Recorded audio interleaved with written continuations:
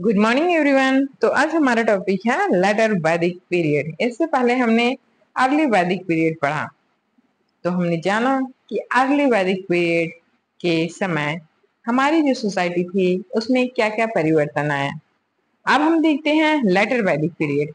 Letter वैदिक जो वैदिक पीरियड है उसे 2 पार्ट में डिवाइड किया गया है। एक फर्स्ट पीरियड, जो फर्स्ट पार्ट है उसे अर्ली वैदिक पीरियड बोला जाता है या फिर उसे ऋग्वेद बोला जाता है, ऋग्वेद या अर्ली वैदिक पीरियड। और जो सेकेंड पार्ट है उसका उसे क्या बोलते हैं, लेटर वैदिक पीरियड। लेटर वैदिक पीरियड द अदर 3 वेदास, जो है जो हमारा अदर 3 वेदास हैं, जो ऋग्वेद है, जो अर्ली वैदिक पीरियड है उसमें सिर्फ ऋग्वेद लिखे गए थे, और जो लेटर वैदिक पीरियड है उसमें हमारे और तीनों वेद लिखे गए हैं, यजुर्वेद, सामवेद और अथर्ववेद। ये तीनों लेटर वैदिक पीरियड में लिखे गए हैं। Were composed in this period, in this period मतलब लेटर वैदिक के पीरियड में यजुर्वेद, सामवेद और अथर्ववेद को कंपोज किया गया है।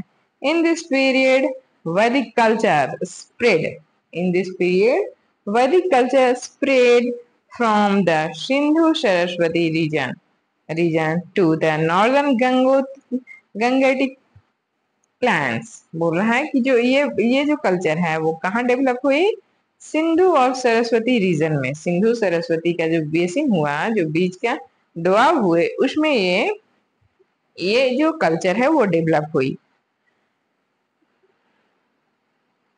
नॉर्दर्न गंगेटिक प्लान में, नॉर्दर्न गंगेटिक प्लान आप यहाँ पे ये मैप देख सकते हो। तो ये इंडस है, यहाँ पे देखिए ये इंडस नदी है, और यहाँ पे ये जो है, यहाँ पे ये जो गंगा नदी है, और ये गंगा नदी के पास ही यहाँ यमुना है, और यहीं पे एक सरस्वती नदी है नदी। तो इस एरिया में जो कल्चर डेवलप हुई उसे Indus Saraswati culture, Indus Saraswati जो हम पढ़ रहे हैं रीजन में जो कल्चर फैला वो गंगेटिक प्लान में फैला। गंगेटिक प्लान मतलब जो गंगा का क्षेत्र होता है।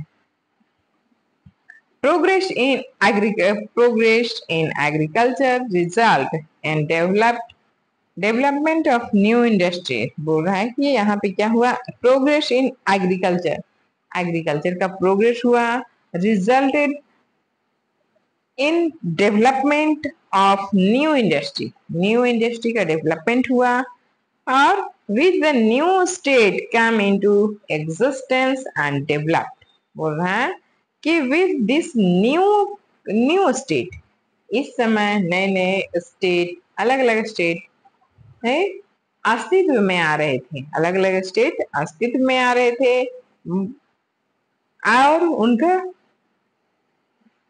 विकास हो रहा था। उनका क्या हो रहा था, विकास हो रहा था। Janapada, the area in which people of one jana lived was called janapada. The area जहां पे पीपल रहते थे, people of one jana lived was called janapada. Like Kuru janapada, Panchal जनपद, सुरसिंग जनपद। जिस एरिया में पीपल रहते थे उसे क्या बोला जाता था, जन। और जहाँ पे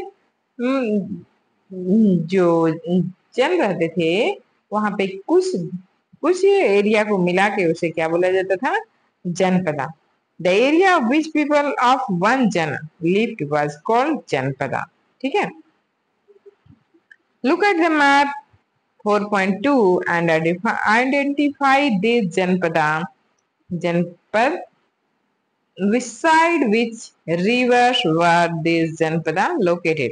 बोल रहा है कि look at map 4.2, यहाँ पे जो मैप दिया हो उसे देखना है, और हमें पता करना है कि ये जो जनपद है कौन कौन से जनपद, कुरु जनपद, पांचाल जनपद और सुरसेन जनपद कहाँ पे हैं। तो आप यहाँ देख रहे होगे ये मैप में, ये देखिए ये पांचाल जनपद है, ये सुरसेन जनपद है, और ये क्या है, कुरु जनपद।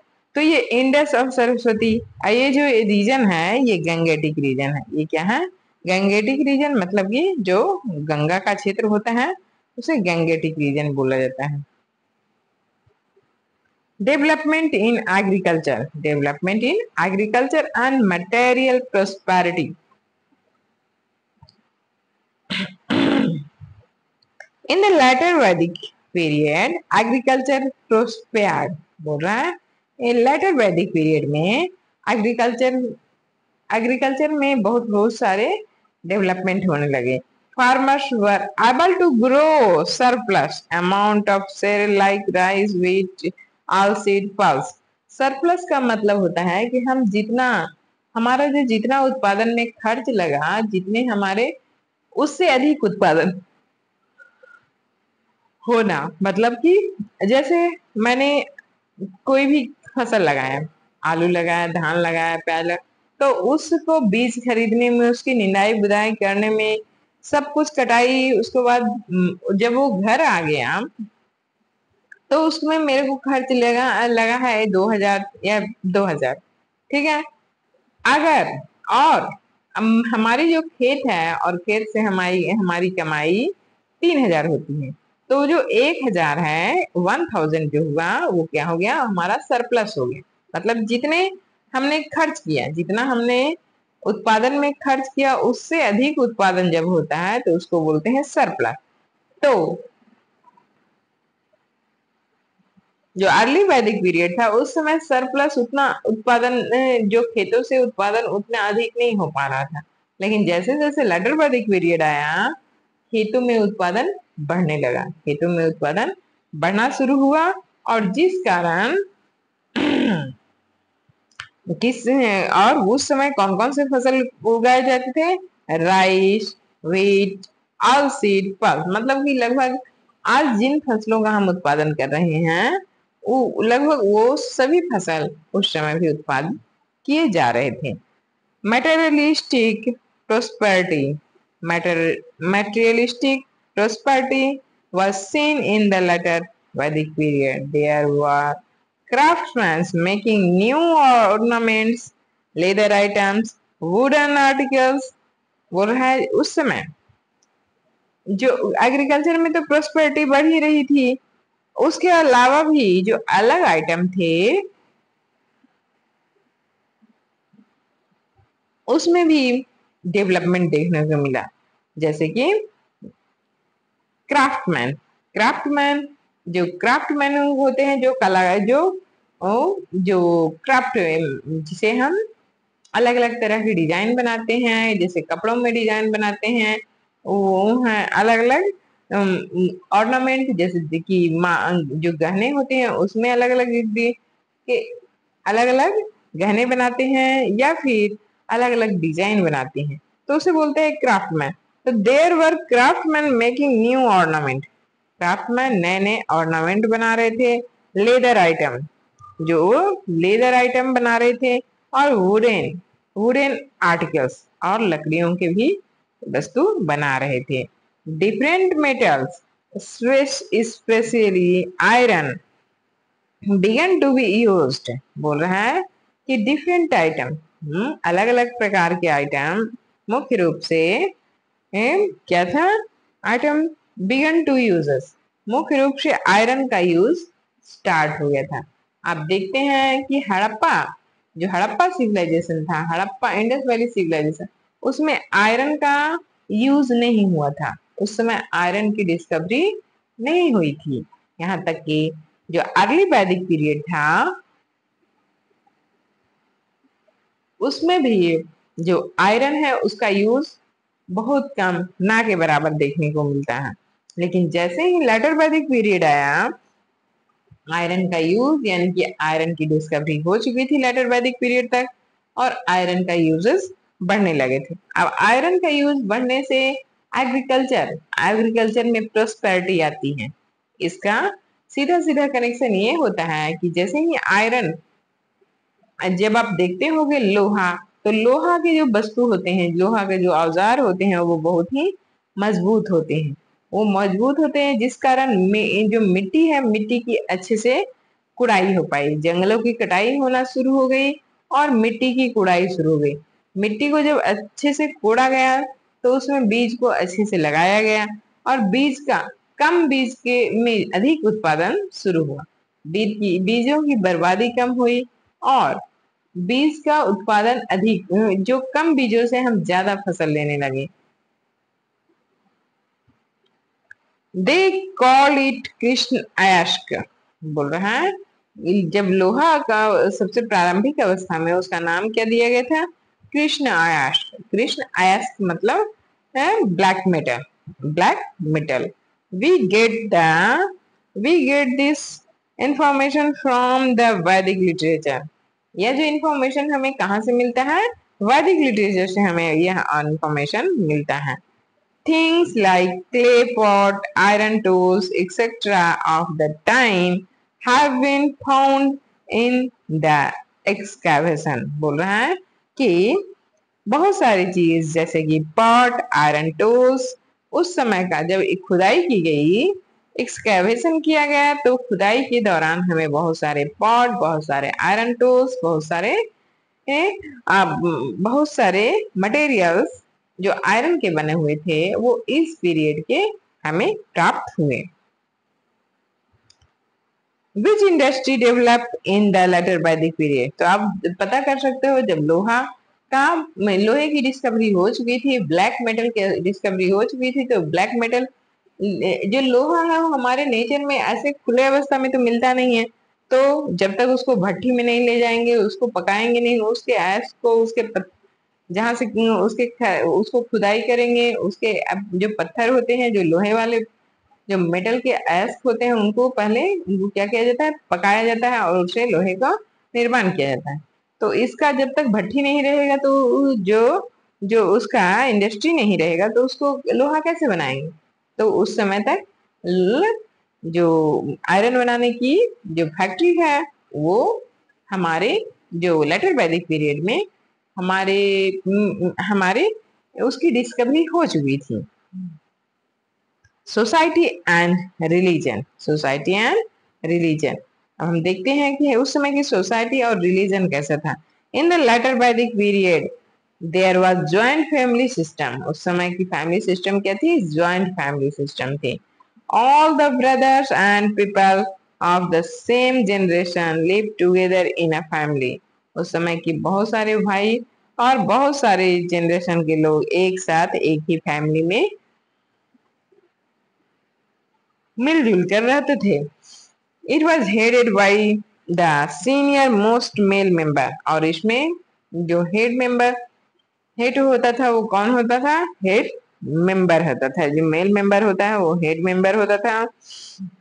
ही वॉज कॉल्ड गृहपति। उन्हें क्या बोला जाता था? गृहपति बोला जाता था। Everyone would obey him, और सभी लोग उनकी बात को मानते थे। अकॉर्डिंग टू द वैदिक लिटरेचर के अनुसार a man's lives was divided into 4 stages or आश्रमा। बोल रहा है कि लेटर जो वैदिक लिटरेचर है उसके अकॉर्डिंग जो मैन होता है उसके लाइफ के 4 पार्ट होते हैं, 4 स्टेज होते हैं, उसे 4 आश्रमों में डिवाइड किया गया है। द फर्स्ट स्टेज वाज ब्रह्मचर्य। जो फर्स्ट स्टेज होता है वो क्या होता है? ब्रह्मचर्य का स्टेज होता है। In this a man is a child and acquire education। बोल रहा है कि इस समय क्या जो ब्रह्मचर्य होता है उसमें क्या करते हैं? तो उसमें मनुष्य जो आदमी मैन होते थे वो क्या करते थे? एजुकेशन प्राप्त करते थे। Second stage grihastha, in which man married and lead the family life. Second stage होता था गृहस्थ आश्रम। उसमें क्या होता था? वो शादी करते थे और उसके बाद वो फैमिली को आगे बढ़ाते थे, फैमिली लाइफ को आगे बढ़ाते थे। थर्ड स्टेज होता था वानप्रस्थ। इसमें in this stage a man stay away from the family and meditated. जो थर्ड स्टेज होता है उसे वानप्रस्थ बोला जाता था। उसमें क्या होता था कि जो वन में जाकर वो क्या करते थे? जो फैमिली लाइफ से वो दूर होकर वो ध्यान करते थे। और जो फोर्थ स्टेज होता था वो सन्यास का होता था। सन्यास उसमें क्या होता था, इट इज कम्प्लीटली रिटायरमेंट। और फोर्थ स्टेज में वो क्या होता था, पूरी तरह से वो कम्प्लीटली रिटायरमेंट ले लेते थे, संन्यास ले लेते थे। Man spend his last days by visiting holy places. और मैन अपना जो man spend his last days, अपना लास्ट डेज वो कहाँ स्पेंड करता था, हॉली प्लेसेस में। हॉली प्लेस में विजिटिंग करने में, मतलब कि वो संन्यास लेते थे, जीवन से जो अपने कार्यों से संन्यास लेकर वो हॉली प्लेसेस तीर्थ स्थलों का भ्रमण करते थे। Is your family a joint family, question पूछ रहा है क्या तुम्हारी फैमिली एक ज्वाइंट फैमिली है। इन द लेटर वैदिक period most of the grihapati were engaged in farming.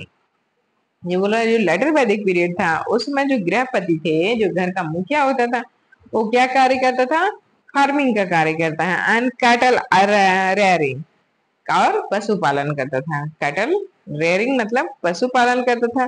They were called वैश्यास, उन्हें क्या बोला जाता था, वैश्य बोला जाता था। This grihapati had people who would serve them. These grihapati had people who would serve them occasionally. Occasionally, गृहपति would send gift to the raja. कभी कभी क्या करते थे, जो गृहपति होते थे वो राजा को गिफ्ट भेजते थे।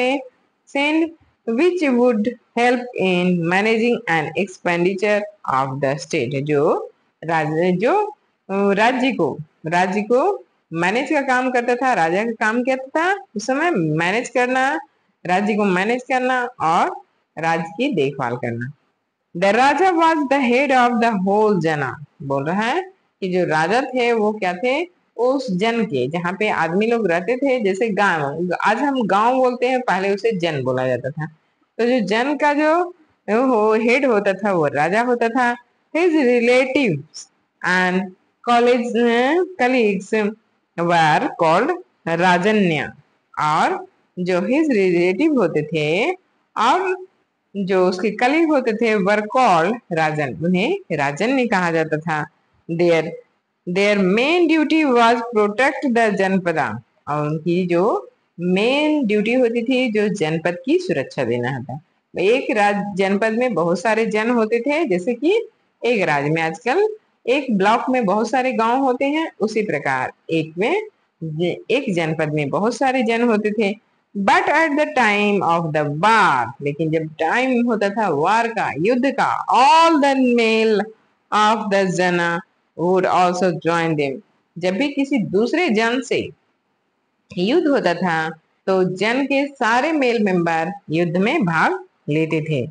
फ्रॉम द लेटर वैदिक literature were learned that the Raja and his kinsmen would perform big yajna like Asmegha Yaga and Rashiv Yag etc. बोल रहा है कि जो राजा होता था और राजा के संबंधी जो होते हैं वो बहुत ही उस समय बड़े बड़े यज्ञ को परफॉर्म करते थे, यज्ञ करवाते थे, जैसे कि अश्वमेघ यज्ञ, राशि यज्ञ। These yajns would continue for months and a lot of money was also spent on them.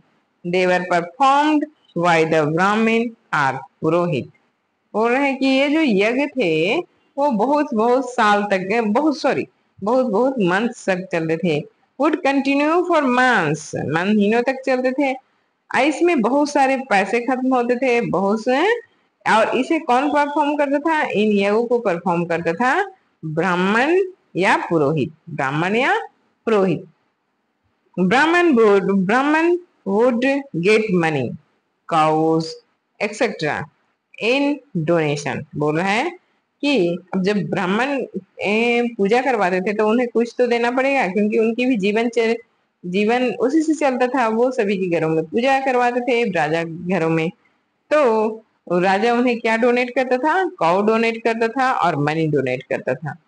They believe that this yajna would make the raja strong and bring prosperity to the land. उनका मत था कि जो ये यज्ञ होते हैं उससे राजा स्ट्रांग होता था और उसकी प्रसिद्धि बढ़ती है, और उस जो एरिया है, वो जो जमीन है जहाँ पे वो राजा राज करता है, उसकी उसकी प्रसिद्धि बढ़ती है। In the later Vedic period, the society was divided into 4 varna.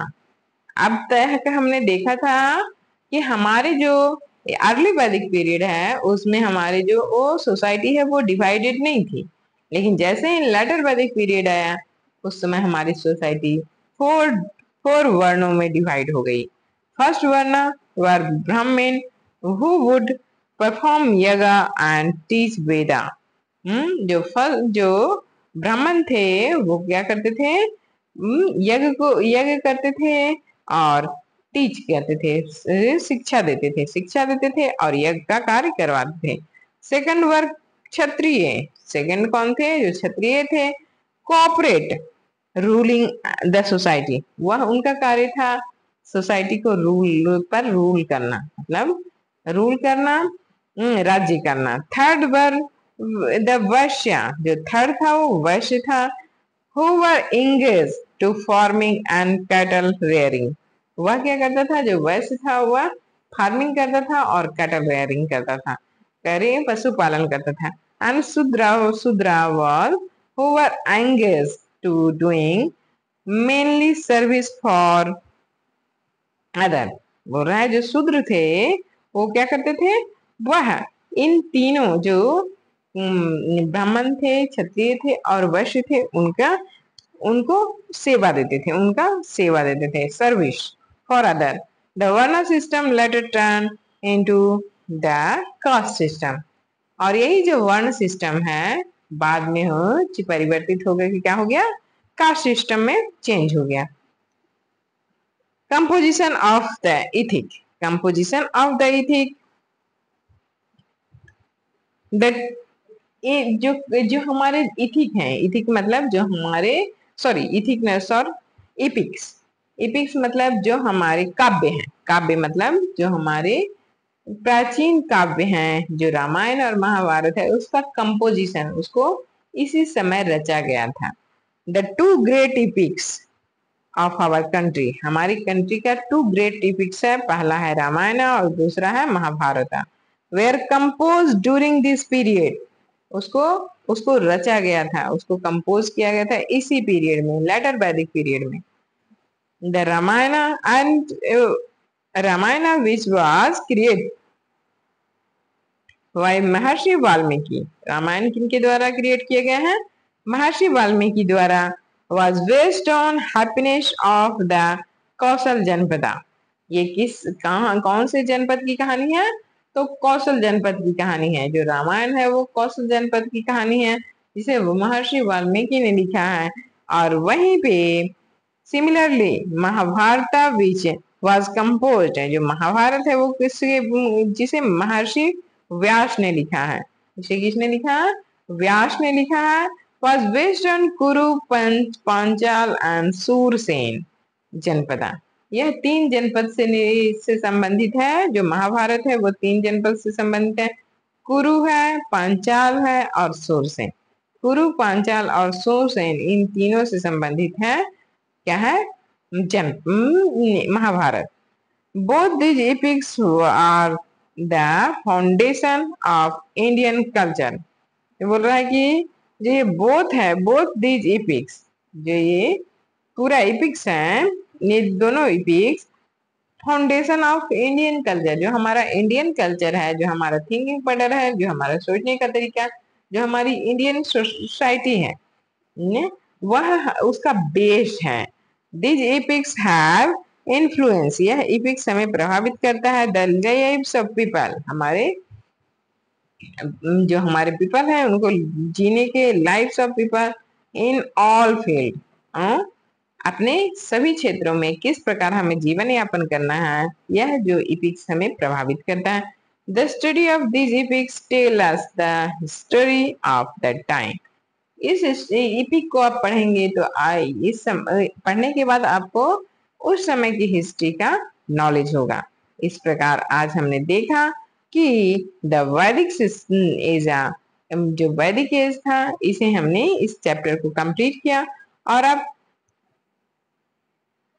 पढ़िए, समझिए, जो समझ में नहीं आए उसे पूछिए और कमेंट करिए। ठीक है, धन्यवाद।